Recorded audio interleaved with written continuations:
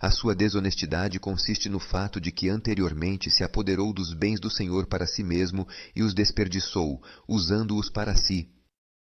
A sua desonestidade é denunciada pelo que ele fez antes, não pelo que faz agora.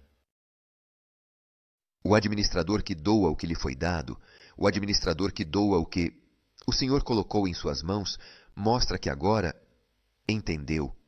O coração do pai mostra que compreendeu a atitude do pai. Ele também se torna pai para os irmãos? Interessante. Aqui na terra, corremos o risco de ser administradores, injustos, ou seja, acumulamos ou desperdiçamos os bens que foram colocados em nossas mãos pelo Pai e corremos o risco de usá-los contra a sua vontade. E a vontade do Pai em que consiste? Consiste no desejo de que distribuamos entre os irmãos o que Ele mesmo nos deu. Há pessoas que me dizem, mas não é justo, o Senhor deu tanto a mim, veja quantas outras pessoas estão sofrendo. E eu digo, se o Senhor deu tanto a você, sabe por que Ele te deu?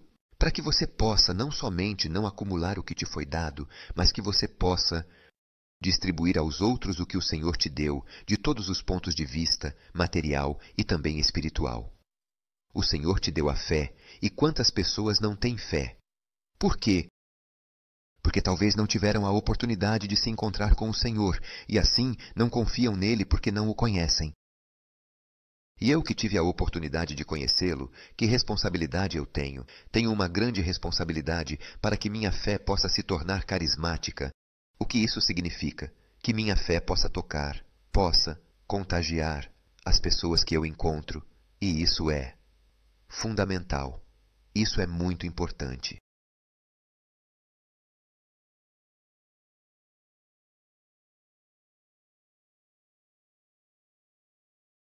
E Jesus continua e diz: os filhos deste mundo, de fato, em relação aos seus semelhantes, são mais astutos do que os filhos da luz. A vida em si é uma luta entre os filhos do príncipe deste mundo, que tenta se apoderar das coisas de Deus e acumular ou desperdiçar seus bens, e os filhos da luz, os filhos de Deus. Assim como eles sabem discernir seus interesses, também somos chamados a discernir a vontade do Pai e a fazer de seus dons um presente para os outros. E é exatamente neste mundo que somos chamados a viver com a sabedoria do Evangelho, tentando não cair na tentação do acúmulo e do desperdício dos dons que Deus nos deu, mas entrando no círculo do dom. Uau! Esta parábola me desconcerta muito e talvez desconcerta. Um pouco todos nós. Parece um pouco obscura, mas na verdade é bastante clara. O Senhor o que está fazendo? Está elogiando o administrador que começou a doar, como ele avaliou a tolice em outra parte do Evangelho, do Senhor que continuou acumulando seus bens. E então ele lhe diz, tolo, para quem você acumulou, se esta mesma noite todos os seus bens lhe serão tirados, o que você acumulou de quem será? A narrativa, aquela que ouvimos hoje, é provavelmente tirada por Jesus de um fato de notícia. Um administrador, acusado por sua avareza excessiva, agora insustentável, acha conveniente começar um novo tipo de relacionamento, que é o da doação. Ele realmente precisa disso para viver quando sua administração terminar. Claramente, esta parábola nos ensina que até os bens materiais devem ser geridos pelo que são, ou seja, de acordo com sua natureza de doação. Claramente, o que ele faz, que é o que o administrador fez, não foi feito propriamente por puro amor a Deus e ao próximo, não, mas nos faz entender que se realmente estamos em contato com o Pai, pouco a pouco conseguimos entender, conseguimos compreender que se conseguimos fazer o bem do outro, mesmo buscando o nosso interesse, então começamos a gostar de amar o próximo como Deus o ama. Uma senhora estes dias me disse, claro, Padre Roberto, se eu faço o bem, mas também de forma egoísta. Por quê? Porque se eu faço o bem, então eu fico bem. E assim há uma parte de egoísmo, porque fazendo o bem, nós ficamos bem. É a felicidade que eu tento levar aos outros que me torna feliz. Mas essa é a atitude de Deus.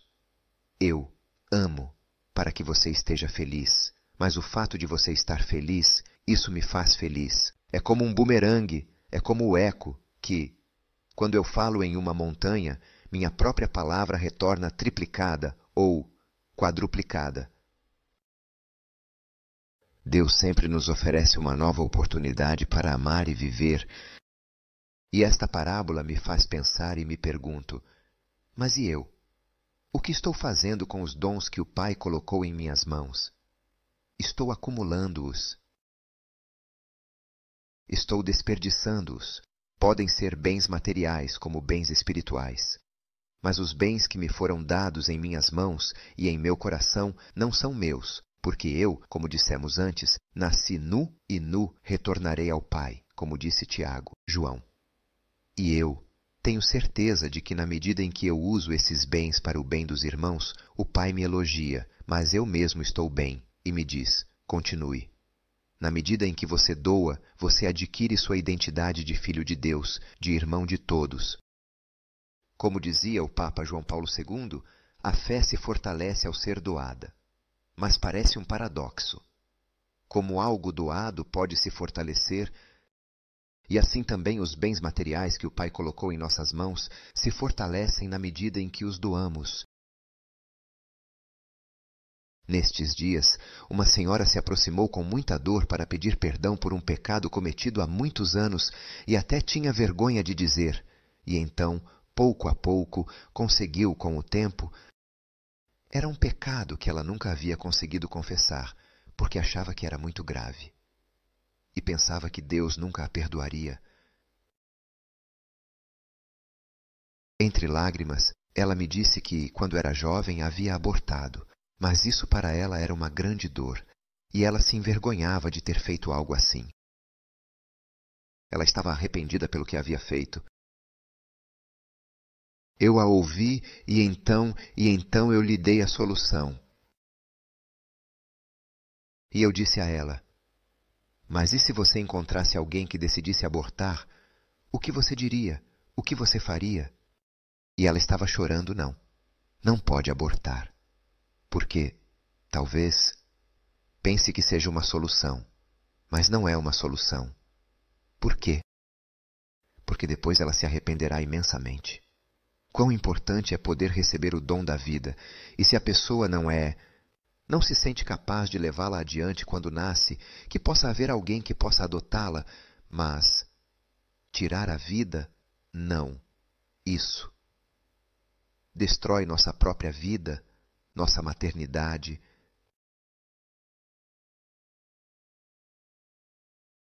E ela dizia: mas Deus pode ter me perdoado. E eu disse: mas claro, o Senhor te perdoa, o Senhor sempre perdoa. Então eu citei uma frase de Santa Teresa de Lisieux que diz: cada um de nossos pecados, mesmo o maior, é como uma gota de água na fornalha ardente do amor de Deus. Mas a coisa mais forte era também o fato de que ela não conseguia se perdoar. A ferida era grande demais. Então eu disse a ela: sabe, quando Deus perdoa, perdoa tudo. E diante dele, diante de nós, diante dos outros, nós nos tornamos como uma folha em branco, disposta a acolher a nova história que Deus deseja escrever em nós. Claramente entendo, claramente compreendo o que você está experimentando. Porque toda vez que você pensa no que aconteceu há tantos anos, você diz: eu tinha um presente em meu ventre, mas esse presente eu desperdicei, eu tirei a vida. Ela estava muito arrependida do que havia feito, e eu disse a ela: sabe, quão importante seria que você conseguisse contrabalançar o que fez, o que aconteceu há tantos anos. E eu disse: sabe, se uma pessoa vem e te confessa dizendo: sabe, eu roubei 100 euros e estou arrependido. Ou uma pessoa me diz: eu fui ao supermercado e não consegui. Roubei um objeto e não paguei. Estou arrependido, de verdade. Claramente. Se você está arrependido, o Senhor te perdoa, então eu te absolvo. Mas é fundamental. Que a pessoa que fez essas escolhas possa contrabalançar o pecado cometido, fazendo o quê?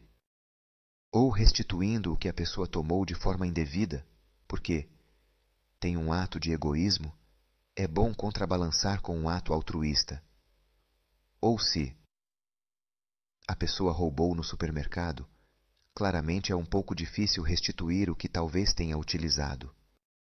Mas eu pergunto, mas quanto valia o que você roubou? 20 euros. Muito bem.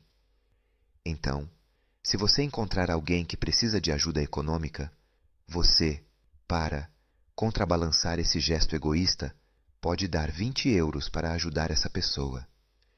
Então, quando você pensa que roubou, você pode dizer, não, mas eu restituí. Quão importante é conseguir fazer um gesto altruísta em contraposição a um gesto de egoísmo? E quando uma pessoa pensa que roubou, pode pensar que restituiu de outra forma o que pegou. Então você olha e ele disse, é assim, você abortou. E o Senhor te perdoa, mas também te diz, se você conseguir, se puder, tente fazer uma ação que possa contrabalançar a ação que você fez. E agora há possibilidades de poder adotar alguém, uma criança, falando concretamente, ou também a possibilidade de levar adiante uma adoção à distância, um apoio à distância. Se você conhece uma organização, missionários que fazem isso, você poderia ajudar nesse sentido. Nós mesmos fazemos isso. E quero te dizer também que apenas com 1 euro por dia, nós podemos dar vida e esperança a uma criança que do outro lado do mundo sofre e luta para sobreviver. Saiba disso. Às vezes não se fala, mas é importante saber. Ou seja, 1 euro, que nem é o preço de um café, é capaz, vale a vida de uma pessoa. Então você poderia pensar, quando eu era jovem, eu tirei a vida de uma criança, mas agora o Senhor me perdoou. E não só isso, Ele também me dá a oportunidade de dar vida a uma criança que sem a minha ajuda concreta corre o risco de sofrer, de morrer de fome. E eu disse a ela, acolha em sua casa uma criança dessa forma e você verá como sua vida pode mudar. Pense nisso. E a coisa interessante é que ela foi para casa, pensou, e então começou a cada dia a juntar 1 euro, a colocar 1 euro em um cofre, como sinal de acolhimento de uma criança. A vida dela mudou. Essa pessoa agora carrega consigo a vida, irradia paz, alegria, fala com os outros, tenta ajudar os outros a amar a vida. Essa pessoa reencontrou a vida. Esses dias, um casal me falava de seu grande desejo de adotar crianças, de levar crianças para casa. Na vida deles, não tiveram a oportunidade de ter filhos próprios, mas o Senhor colocou neles certos dons, certos talentos. Por isso diziam, o Senhor não nos permitiu ser pais biológicos, mas quanto desejamos fazer de nossa casa uma casa acolhedora. Por isso tem 3 filhos que acolheram quando tinham 1 mês, alguns meses de vida. Eles são grandes, um tem 17 anos, o outro tem 15, o outro tem 10. E agora estão acolhendo outra de alguns meses, de 8, 9 meses, e a casa deles está aberta. O Senhor nos dá dons, nos faz administradores de seus bens, de seus dons. Quão importante é poder colocar à disposição do Senhor nossos dons para fazer de nossa vida uma vida que acolhe, uma vida que não desperdiça, não acumula, mas uma vida que acolhe, uma vida que dá vida, em nome de Deus. Pedimos ao Senhor sua bênção para que nos ajude a ser bons administradores, os bons administradores de seus bens, para amar como Ele ama. Às vezes, corremos o risco de desperdiçar os bens que Deus nos deu. Mas Deus sempre nos oferece uma nova oportunidade para nos levantarmos e utiliza o que temos para compensar o que fizemos. Pedimos ao Senhor sua bênção para que nos permita fazer dos bens que Deus nos deu, bens espirituais e materiais, um presente para todos. E Deus, que é um Pai rico em bênçãos e amor, faça brilhar seu rosto sobre você, derrame abundantemente seu espírito de amor sobre você e sobre aqueles que habitam seu coração. Conceda a você e a eles a paz e a saúde da alma e do corpo. Que Deus, onipotente no amor, que é Pai, Filho e Espírito Santo, o abençoe e o proteja. Amém. Olá, boa vida e bom dia.